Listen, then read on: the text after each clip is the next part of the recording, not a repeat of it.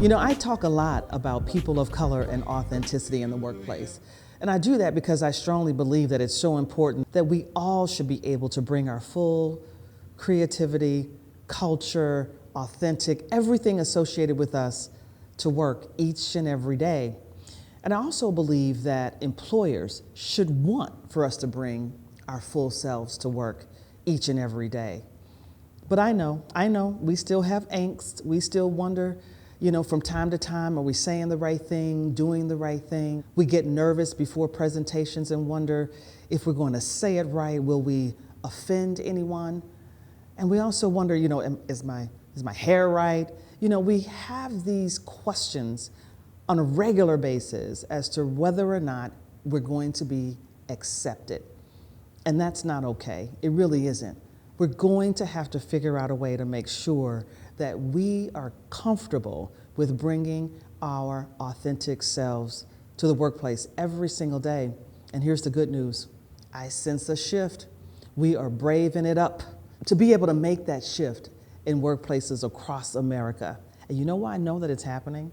Because in my upcoming book, Colorful, Competitive Strategies to Attract and Retain Top Talent of Color, I interview my good friend, Greg Cunningham. He's the Senior Executive Vice President and Chief Diversity Officer for U.S. Bank. And he talks about the importance of authenticity and how we all should be thinking about it. Yes, we talk about it in chapter 3 of my book, but I've got a sneak peek for you right now. Take a listen. I think about authenticity really about in terms of bravery. And it's never about an absence of fear or anxiety, but it's getting to the point where you have a certain courageousness about that you won't compromise who you are because of your environment. And if you ever have to do that, then you're in the wrong environment. One of the things I've learned over the years is the importance of just audacity and how much value there is in this notion of audacity and being audacious enough to bring your full self to the workplace. And it's easier said than done, and it takes a lot of time to get to that point of audacity. And what has helped me throughout the years, in complete honesty, is a willingness to fail. And you have to be willing to and understand that failure is rarely fatal. But if you're not failing, you're not growing, and you're not pushing yourself, and you're not challenging yourself to bring all of your experiences, good and bad, into the workplace. It's one of the lessons I tell people just starting out in their careers all the time, is you can't resign yourself to this bubble where you are reluctant to tell your story, where you're reluctant to be vulnerable, because in the workplace, authenticity is what builds trust. Authenticity is all about being trust. If you are an authentic person, it allows people to break down that barrier, to understand your perspective, and build that trust. So I think this notion of audacity, vulnerability, and being able to get comfortable with failure is an important part of that authenticity you talked about. There was a pivot moment. There's a moment that happens in everybody's career. Monday morning, 8 o'clock staff meeting. All the senior leadership team of his marketing organization. And I would always have this Sunday evening dread where I'd be thinking about, what am I gonna say in the Monday morning? How do I sound smart? Say something that is really gonna be beneficial to the organization. And I would always leave that meeting every Monday, almost kicking myself, saying, man, I wish I had said it this way, or, oh God, that sounded dumb, or, why did I say it that way? And I'll never forget one Monday I came in and it came around to me to sort of give my update.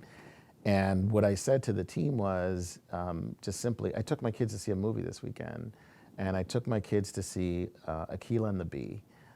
It's a movie about this young black girl wins the script spelling bee. She's from Compton. And I talked about why that movie was important and the fact that Starbucks had been a company who was behind producing the film. And the reason that they were behind it is because their CEO talked about, he wanted the organization and wanted his customers to understand that they're not in the coffee business. They're in the experience business. they just use coffee, as the vessel to deliver this great experience. And so it begged the question, what business were we in? And so it sparked this whole conversation within the Monday morning meeting. And I'll never forget, the CMO just kind of looked at me, and it was the first time I felt like he really saw me, right? Like saw me for who I was and saw me. And it was this moment where afterwards I just kind of exhaled and said, I just need to do me. I just need to be me. I can't try and talk like somebody else. I can't try and dress like somebody else. I need to be myself.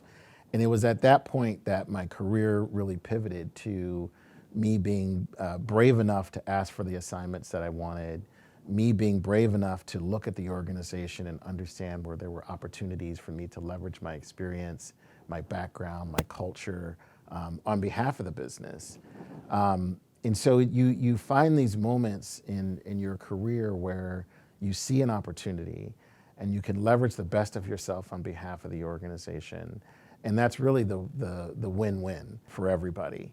So it's finding those, those unique opportunities. And my authenticity has always been, my personal brand, because all of us have a personal brand. And I firmly believe in absence of you telling your story, people will tell it for you.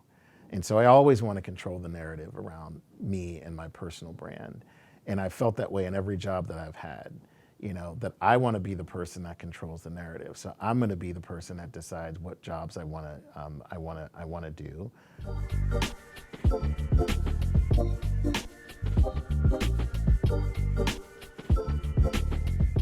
Yeah, baby steps. Number one is the acceptance of fear. I think, I talk about this a lot. I just wrote a blog about this recently, actually. And, number one is, for me, it's just this acceptance that I have fear and I have anxiety, and we all sort of struggle with, these notions of, am I confident enough? Am I brave enough? And it's really just sort of acknowledging that fear, and that's what motivates me, towards this notion of audacity and bravery. It's just sort of acknowledging that, we all sort of struggle with showing up in environments and whether we're going to be accepted, as I talked about earlier. Number one is sort of the identification of fear and pushing past it and using it to motivate yourself.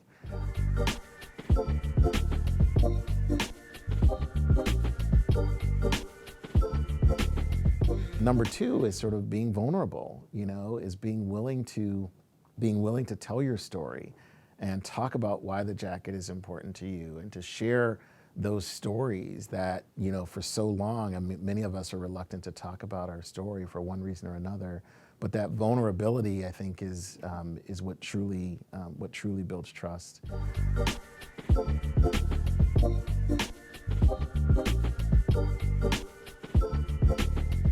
The third thing is knowing that doing the job well is not good enough. That the other piece of that, this notion of building relationships and having effective relationships in organizations, are important, and not just people who, again, see the world that you do. It's really embracing different viewpoints and being able to build relationships with people who don't always agree with you. And so I think those are three things that I use to really drive authenticity for myself. And here's the best part. Andy Cecere, Chairman, President, and CEO of U.S. Bank, promoted Greg Cunningham. He added executive to his title, so he's now Senior Executive Vice President and Chief Diversity Officer for U.S. Bank. Greg's authentic self landed him right in the C-suite, reporting directly to Andy. He will have a seat at the table in all of those management committee meetings, and those meetings should be pretty dynamic. I'm really excited for Andy, for Greg, and for U.S. Bank. And if you want to know more about how you can be ready and be competitive to attract and retain top talent of color, head on over to Amazon.com and order a copy of my book today. Listen, thank you so much for watching. We are in need, and we are looking for all DEI champions. We're looking for everybody who is serious about doing this work, closing the racial inequity gaps. So please do me a favor, share this with your colleagues, share this with other DEI leaders inside of other corporations that are in your networks. Please share this video and be sure to subscribe and follow us on social media.